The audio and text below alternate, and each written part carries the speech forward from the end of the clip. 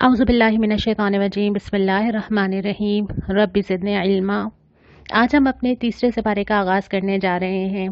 तीसरे सिपारे के आगाज़ से पहले कल के सवाल का जवाब देख लेते हैं जो आपने मुझे बिल्कुल ठीक भेजा सूरह बकरा की आयत नंबर 155 से कि अल्लाह ताला इंसान को किन किन ज़राए से आज़माता है। खौफ व ख़तर से, भूख से यानी फाका कशी से, आमदनियों के घाटे से और जानो माल के नुकसानात से। इन चार चीज़ों का अल्लाह ताला ने जिक्र किया और आज के हालात में हमें शायद ये बहुत अच्छी तरह से समझ आ रहा है कि अल्लाह ताला हमें कहाँ कहाँ से आज़मा रहा है। कोई खौफ से आज़माया जा रहा है, कोई भूख से, कोई आमदनी के घाटे से और कोई जानो माल से। और ये आजमाइश अल्लाह ताला हर इंसान के सामने पूरी ज़िंदगी में कहीं ना कहीं लाता है और आज पूरी दुनिया के सामने आकर खड़ी हो गई है। और हमने पिछली दफ़ा ये सबक पढ़ा था कि हर आजमाइश से सुरखरू होने के तरीके बुनियादी तौर पे अल्लाह ताला ने दो चीज़ों का बहुत ज़िक्र किया है, नमाज और सब्र, अल्लाह से ताल्लुक़ और अल्लाह पर यकीन। और इंशाअल्लाह ताला इन्हीं के सहारे हम इस आजमाइश से भी गुजरेंगे। तीसरे सिपारे का जो आगाज़ होता है, शुरू में बिल्कुल जिक्र किया जाता है खर्च करो, खर्च करो। इससे पहले कि वो दिन आए कि फिर खर्च करने का कोई मौका नहीं होगा। फिर ये नहीं होगा कि इंसान बहुत सारा माल रख के बैठा और उसको मालूम हो कि उसकी ज़िंदगी ख़त्म होने वाली है और वो यकायक खर्च कर दे, बल्कि किसी भी इंसान के लिए मोहलत अमल ख़त्म होने का जो वक्त है वो नहीं जानता। वो नहीं जानता कि कल ज़िंदगी में उसको कितनी सहूलत, कितनी आफ़ियत, कितनी आसानियाँ, कितना मौका मिल सकेगा। तो उस मौके के आने से कबल ही वो उससे फ़ायदा उठाए। उसके बाद एक अजीम और शान आयत आती है जिस पे अगर इंसान यकीन रखे तो ज़िंदगी बदल जाए, और वो है आयतल कुर्सी। अल्लाह ताला की वो वहदानियत का ऐलान, अल्लाह ताला की कुदरत का ऐलान। और उसके बाद फिर फ़ौरन तलक़ीन की जाती है कि जिसने अल्लाह पर ईमान लाया, जिसने अल्लाह को पकड़ लिया, उसने एक ऐसा मजबूत सहारा पकड़ लिया कि दुनिया और आखिरत में कोई रंज ना होगा। दुनिया के सारे सहारे जिनको इंसान खुद से बहुत करीब महसूस करता है, जिनके बगैर इंसान समझता है कि शायद ज़िंदगी गुजर नहीं सकती, वक्त बताता है कि ये सारे सहारे आर्जी होते हैं। लेकिन एक अल्लाह रब्बुल आलमीन की वो ज़ात है जिसको इंसान मजबूती से पकड़े तो ज़िंदगी के मुख्तलिफ मरहलों से गुजर जाए। उसके बाद कुछ मिसालें दी गई हैं जिसमें हज़रत इब्राहीम और नमरूद का क़िस्सा है, एक ऐसे शख्स का क़िस्सा है जो इबरत लेता है। हज़रत इब्राहीम का वाक़या है जब वो कहते हैं कि मुझे दिल की तसल्ली दरकार है। उसके बाद फिर रोए सुखन फिर दोबारा इन्फाक के ऊपर आ जाता है। इस सिपारे के अंदर बहुत ज़्यादा बार बार ये तज़किरा आता है क्योंकि इंसान के लिए अपना माल निकालना बहुत मुश्किल है और इंसान को अपने माल से बहुत ज़्यादा मोहब्बत होती है। और ये माल असल में दुनिया से मोहब्बत की एक सबसे बड़ी कशिश है जो ज़ाहिर करती है कि इंसान के दिल में दुनिया कितनी बसी हुई है। इसी वजह से अल्लाह ताला ने हर गलती में, कसम खाने में, कोई हज और उम्रे की गलती हो जाने में, रोज़े में किसी वजह से तोड़ देने या ना रखने में, हर सूरत में जो कफ़ारा रखा है उसमें माल का निकालना ज़रूर रखा है। और इस सिपारे के अंदर भी अल्लाह की राह में खर्च करने की मिसाल दी गई कि अल्लाह ताला उसको इतना बढ़ाता है कि इंसान तसव्वुर भी नहीं कर सकता। और ये ज़िंदगी के अंदर चीज़ तजुर्बे से समझ आती है। आपने भी कहीं ना कहीं ये तजुर्बा ज़रूर किया होगा और अगर नहीं किया तो कर लेना चाहिए।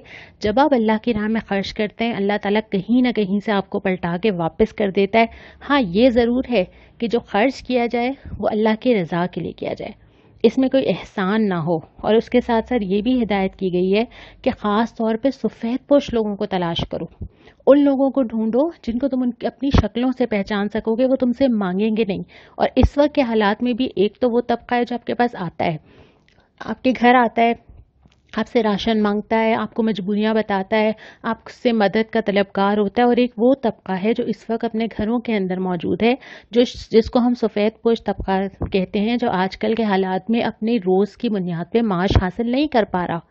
उस तबके को ढूंढना उन तमाम लोगों की जिम्मेदारी है जो उसके इर्द गिर्द हों, चाहे वो रिश्तेदार हों, चाहे वो पड़ोसी हों, चाहे वो किसी तरह से उनसे ताल्लुक़ रखते हों। अपने आसपास नज़र दौड़ाना और अपने आसपास ऐसे लोगों को तलाश करना और ऐसे लोगों की खुददारी बरकरार रखते हुए उनकी मदद करना हमारी ज़िम्मेदारी है। फिर उसके बाद जो दूसरा रुबा आता है, इसका इब्तिदा ही इस बात से होती है कि सूद की मज़म्मत की जाती है और कहा जाता है कि अगर तुमने सूद बरकरार रखा तो अल्लाह और रसूल से ऐलान जंग कर दो। اور پھر یہ سکھایا جاتا ہے کہ جب قرض کا لین دین کیا جائے تو جو قرض لے رہا اس کی ذمہ داری ہے کہ وہ املا لکھوائے اور ایسے تمام معاملات کو لکھ لیا جائے۔ اس کے بعد غزوہ بدر کا ذکر آتا ہے کہ غزوہ بدر میں اللہ تعالیٰ کیسے کسی چھوٹی سی تعداد کو کتنی بڑی تعداد پہ غلبہ دے دیتا ہے۔ تو اللہ کے لیے کوئی مشکل نہیں ہے کہ دنیا میں بظاہر بڑی نظر آنے والی طاقتوں کو ڈھہ دے، یا دنیا میں چھوٹی سے اہل حق کو کتنی بڑی بڑی قوموں کے اوپر غلبہ عطا کر دے۔ اس کے بعد ان مرغوبات نفس کا ذکر ہے جو لوگوں کو دنیا کی طرف لبھاتے ہیں، یعنی وہ ساری چیزیں جو انسان کو اٹریکٹ کرتی ہیں وہ ہر ایک کے لیے شاید الگ ہوں گی، وہ میرے لیے الگ ہوں گی، وہ آپ کے لیے الگ ہوں گی، اور وہ زندگی کے ہر دور میں بھی شاید الگ ہوں گی۔ وہ بچپن میں کچھ اور تھیں، وہ ٹین ایج میں کچھ اور ہیں، وہ اس کے بعد والے عمر کے ادھیڑ عمر حصے میں کچھ اور ہیں۔ تو زندگی کے ہر حصے میں وہ چیز جو مجھے دنیا کی طرف کھینچتی ہو وہ ساری چیزیں اس مرغوبات نفس میں آتی ہیں۔ کسی کے لیے وہ گیجٹس ہوں گے، کسی کے لیے وہ کپڑے ہوں گے، کسی کے لیے وہ گھر ہوگا، کسی کے لیے وہ گاڑی ہوگی، کسی کے لیے وہ سونے کے زیورات ہوں گے۔ تو جس انسان کے لیے بھی جو چیز اس کو دنیا کی طرف لبھاتی ہو اس کو اپنے سے دور کرنا اور یہ سمجھنا کہ یہ دنیا کی چند روزہ زندگی کا سامان ہے۔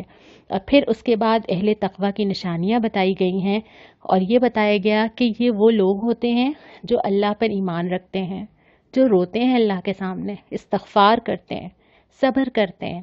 یہ وہ لوگ ہیں جن کے رویے میں راز بازی ہوتی ہے، جو فرما بردار ہوتے ہیں، اللہ کے سامنے سر تسلیم خم کر دیتے ہیں، جو ہم نے کل پڑھا تھا نا، ادخلوا فی السلم کافہ، داخل ہو جاؤ اسلام میں پورے کے پورے۔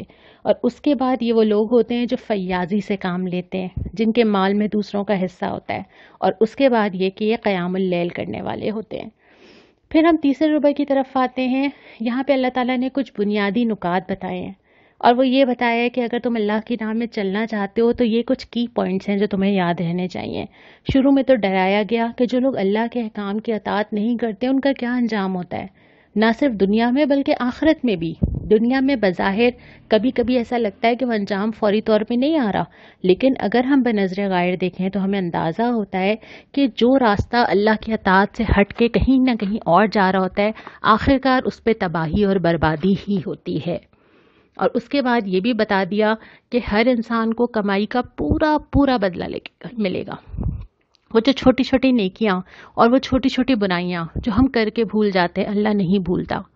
وہ جو چیزیں ہم معاشرے میں چلن ڈالتے ہیں اور ہمارے بعد لوگ ہمیں دیکھ کے سیکھتے ہیں، وہ جو نئے نئے رواج ہم شروع کر دیتے ہیں، اچھے ہوں یا برے ہوں، وہ جو نئی نئی چیزیں ہم معاشرے میں پیدا کر دیتے ہیں، وہ جو کوئی ایک چیز ہم کسی اور کو سکھا دیتے ہیں، وہ جو ایک جملہ جو ہم کسی سے کہہ دیتے ہیں، وہ جو 1 روپیہ ہم کہیں لگا دیتے ہیں، اور اس کا سلسلہ کہاں تک چلتا چلا جا رہا ہے، اگر وہ نیکی کی راہ پہ ہوگا تو اللہ وہ سارا نکال کے لے آئے گا، اور اگر وہ برائی کی راہ پہ ہوگا تو اللہ اس کے بھی سارے اثرات نکال کے لے آئے گا۔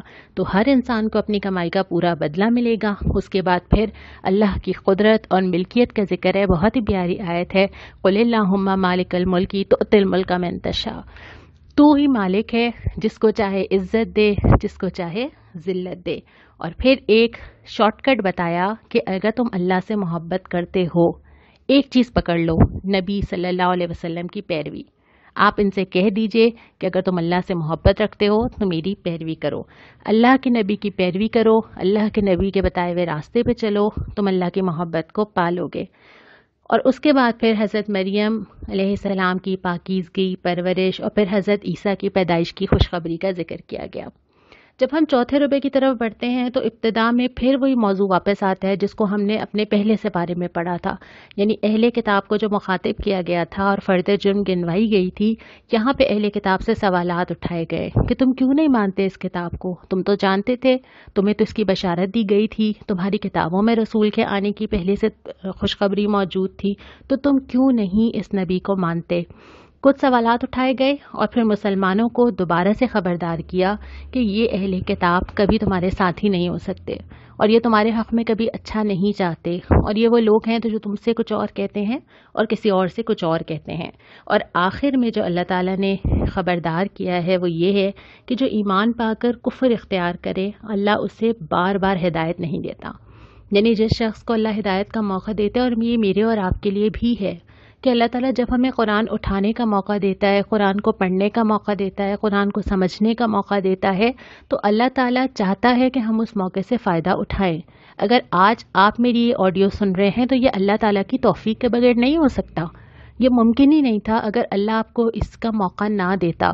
لیکن اگر اس موقع کو حاصل کرنے کے بعد اگر ہم اس پہ عمل نہ کریں، اگر ہم اس سے منہ موڑ جائیں، اگر ہم اس کو اہمیت نہ دیں، اگر ہم مزید قرآن سے محبت محسوس نہ کریں، قرآن کو سمجھنے کی کوشش نہ کریں، تو اللہ تعالیٰ یہ موقع ہر ایک کو بار بار نہیں دیتا۔ اللہ اپنے پیغام کی اور اپنے کتاب کی ناقدری کو برداشت نہیں کرتا۔ تو اللہ تعالیٰ جس کو موقع دیتا ہے اس کو اپنے آپ کو خوش نصیب بھی سمجھنا چاہیے، اور اللہ کی اس توفیق کو محسوس کرنا چاہیے کہ ابھی اللہ تعالیٰ ہم سے مایوس نہیں ہوا، ابھی ایسا نہیں ہوا کہ اللہ تعالیٰ نے میرا نام ان لوگوں میں لکھ دیا ہو کہ ان کو قرآن سنانے کا کوئی فائدہ نہیں۔ اگر میں اور آپ قرآن سن رہے ہیں تو اللہ کا بہت بڑا احسان ہے کہ اللہ یہ سمجھتا ہے کہ میرے دل میں ابھی گنجائش ہے۔ ہم نے پہلے سے بارے میں پڑھا تھا نا کہ اللہ ان کے کانوں پر، ان کی آنکھوں پر، ان کے دہلوں پر مہر لگا دیتا ہے کہ پھر ان کو کچھ سمجھ نہیں آتا، لیکن اللہ تعالیٰ مجھے اور آپ کو سنوا رہا ہے۔ الحمدللہ ثم الحمدللہ، میں اور آپ قرآن پڑھ رہے ہیں، قرآن کھول کے بیٹھے ہیں، قرآن سمجھ رہے ہیں۔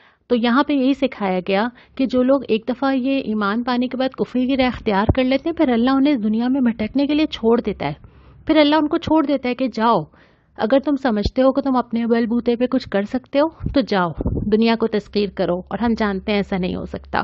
تو اللہ تعالیٰ مجھے اور آپ کو اس وقت سے بچائے۔